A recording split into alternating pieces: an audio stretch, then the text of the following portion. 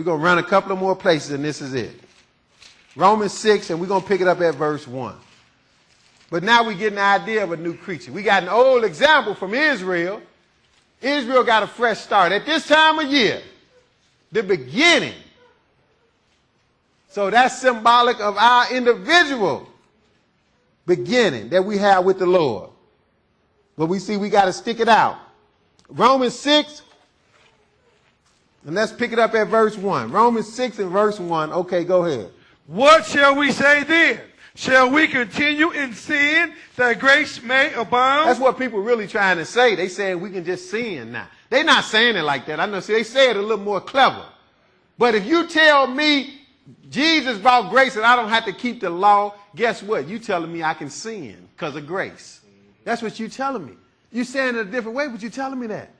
See, Paul and the Lord knew this. The Lord knew, that's why he had them write this. What shall we say then? Shall we continue in sin that grace may abound? Because if it took sins for Jesus to bring grace, some people's theory must be, well, I might as well keep on sinning because the more I sin, the more grace I get. Bring it on, Lord.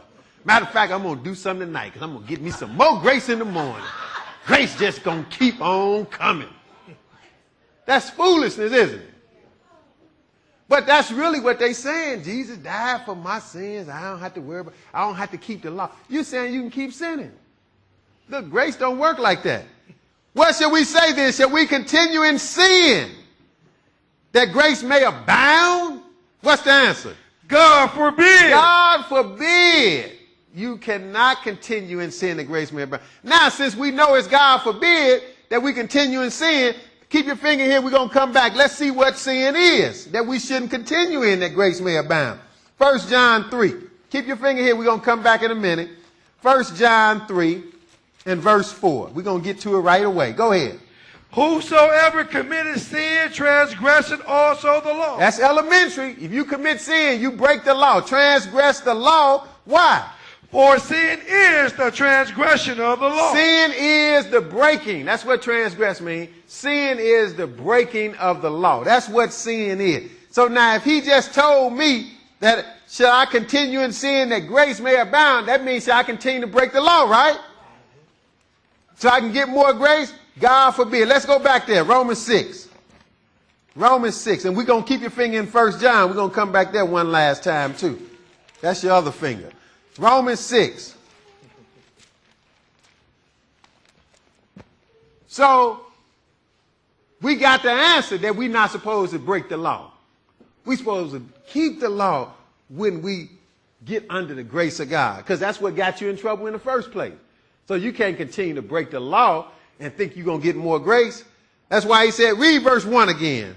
Go ahead. What shall we say then? Shall we continue in sin that grace may abound? Now we saw from the Bible sin is transgressing the law. So we're not wrong if we know this means shall we continue to transgress the law?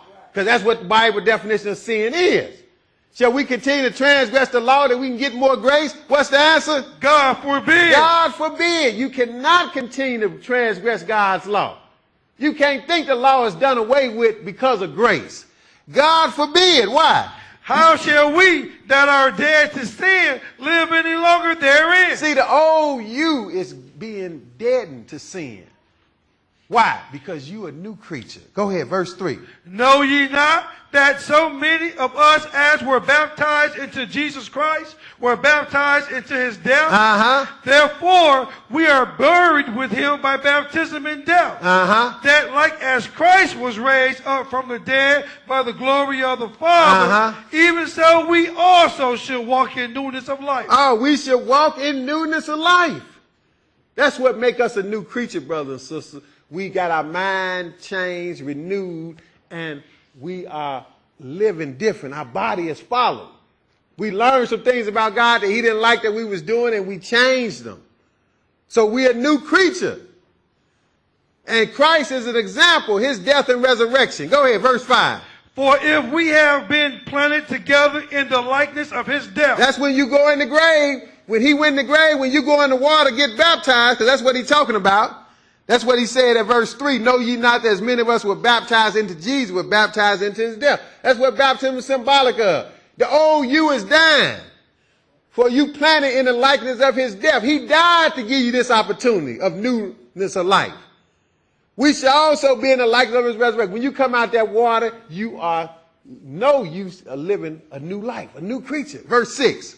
Knowing this, that our old man is crucified with him. See, you killing that old you. But the trick to it is you're going to have to keep putting your foot on his neck because he's going to keep trying to come back. He said, don't you remember you did that? You used to like that. Don't you want to do that again?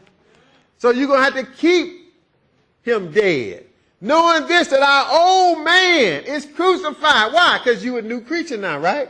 Go ahead. That the body of sin might be destroyed. The old sinful man. They used to sin at will. But we know sin is breaking the law. That's why when Paul said you would put on the new man, he gave you criteria. Don't steal. Don't do the stuff you was doing. Don't lie to one another. Don't commit idolatry. He gave you the criteria. So we know what the newness is based on. Knowing this, that our old man is crucified, that the body of sin might be destroyed, that what? That henceforth we should not serve sin. See, from now, you're not serving sin. If you sin, it's going to be by accident. You don't want to. You're not trying to do it at will no more. You're fighting against it. Romans 8 now.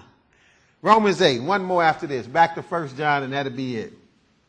Romans 8 and verse 14. Because us being a new creature in the flesh, that's getting our mind changed according to God's law. Start walking with him, whereas we used to sin at will.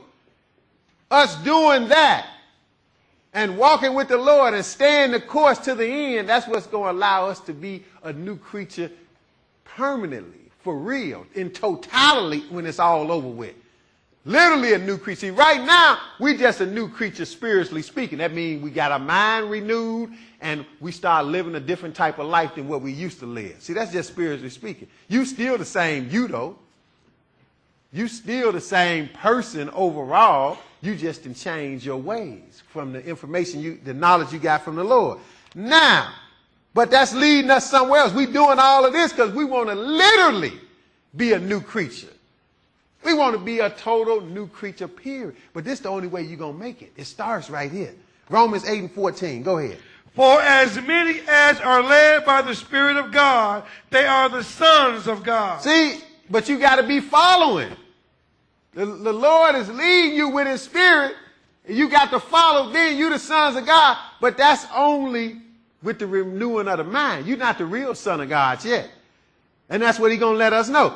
As many as are led by the Spirit of God, they are the sons of God. So that's what he means. That's the new creature, spiritually speaking. You done got your mind renewed. Now you walk with the Lord. But you still ain't there because you still going to end up dying. You're still flesh and blood, right? So you're not a total new creature, are you? That's just spiritually speaking.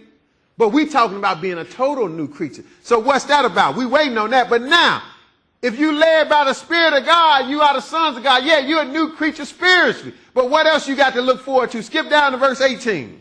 For I reckon that the suffering of this present time are not worthy to be compared with the glory which shall be revealed in us. So you're going to go through some suffering right now. But you striving to get the glory in the end. That's what we striving for. That's why we striving to be new creatures and walk in newness of life. Because we striving for some glory. Whatever we go through now is not worth to be compared to what we're going to get. Why? What are we waiting on? Verse 19. For the earnest expectation of the creature waited for the manifestation of the sons of God. Now see, that's contradicting verse 14 if you don't understand. That's contradicting. Why? Because he already said we the sons of God. At verse 14 says, men is led by the Spirit of God. They are the sons of God, right? So if we are the sons of God, why is verse 19 saying we waiting to become the sons of God or waiting for the sons of God to be manifest? I thought we are. See, it's twofold. We the sons of God spiritually speaking, but we not full-fledged the son of God. We not a total new creature. We just had a change of mind. And now our body is behaving a different way. But it's still you. You still haven't been totally changed as a creature, right? That's just symbolic. So he said at verse 14, as many as are led by the Spirit of God, they are the sons of God. But at verse 19, he said, for the earnest expectation of the creature waited for the manifestation of the sons of God. We still waiting on something to materialize. Because we are new creatures spiritually, striving to be a new creature totally. Go ahead, verse 20. He's going to take you to it. Go ahead. For the creature was made subject to vanity. See, we subject to vanity right now. Even death is vanity. That's a shame. We born into this life and we live so long and got to die. That's a vanity. It wasn't meant to be that way, but we subject to it. You subject to vanity. Even if you get up in the morning and turn the wrong way and kick your toe, you fall back on the bed screaming. That's vanity. You subject to it. But he said, not willingly, but it's in hopes of something. The creature was made subject to vanity, not willingly, but what? But by reason of him who have subjected the same in hope. In hope. Go ahead. Because the creature itself also shall be delivered from the bondage of corruption. See, even though we're a new creature in the mind and our body is living differently, we still the same old creature we was, right? We got the same type of body, right? But see, that's what got to be changed. We got to be changed in totality. He said, because the creature itself also. So even the new creature that you become when you walking with the Lord, the creature itself also shall be delivered from the bondage of what? Of corruption into the glorious liberty of the children of God. See, that's what we're doing all this for. We're waiting to be delivered totally.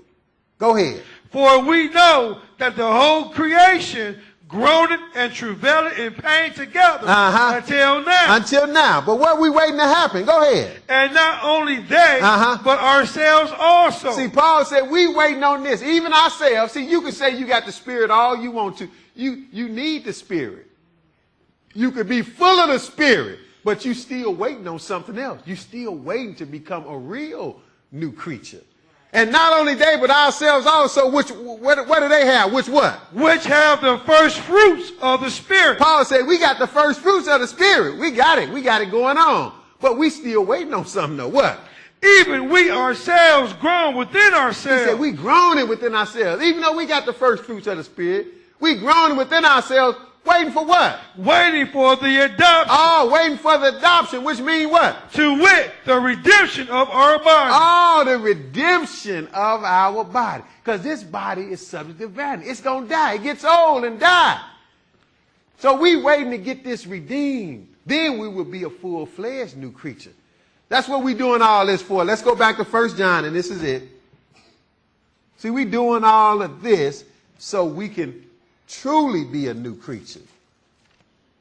We become a new creature in mind and live, make our body a living sacrifice so we can get our body totally changed. And that's going to happen not till the Lord comes. 1 John 3 and verse 1, and John going to break it down for us. Go ahead. Behold, what manner of love the Father hath bestowed upon us. Oh, this is love right now. Go ahead. That we should be called the sons of God. See, it's love that we should be called the sons of God now. But what else? Therefore, the world knoweth us not. Because it knew him not. Yeah, you're going to get disliked in the world because they don't like Jesus. But go ahead. Beloved, now are we the sons of God. Now we the sons of God, but really he going to add something else because not in totality. We the sons of God spiritually. We a new creature. See, when we become a new creature walking with the Lord, yeah, you are sons of God in mind. And your body is following the lead, but you still a flesh and blood man that's going to die. So that got to be altered. And that's what you hoping for and striving for. So he said, beloved, now we the sons of God, but what? And it doth not yet appear what we shall be. Oh, we still waiting on something as sons of God, aren't we? It doth not yet appear what we shall be, but when it's going to happen? Go ahead. But we know that when he shall appear, we shall be like him. For we shall see him as he is. Oh, when Jesus come, though, when he come back, he said we going to be like him. Because we going to see him as he is. we going to see how he is. we going to be just like him. And if you believe that, then you going to keep your new creature status as far as with the renewing of your mind, walk with him, being obedient to him. Notice he says, so again, this gets away from people making you think you just naturally a new creature and you don't have to do nothing. Now, if you believe in like you should, you are doing all you can to get your full new creature status. Verse 3. And every man that have this hope in him purifieth himself, even as he is pure. Oh, you're going to purify yourself. That's what you do when you become a new creature. You get rid of the old you that was filthy, and you clean yourself up. That's what he means, purify yourself. But it got to be some criteria for your newness or your new purity, so to speak. Got to be some guidelines for it. It can't be just what you feel. What is it? Go ahead.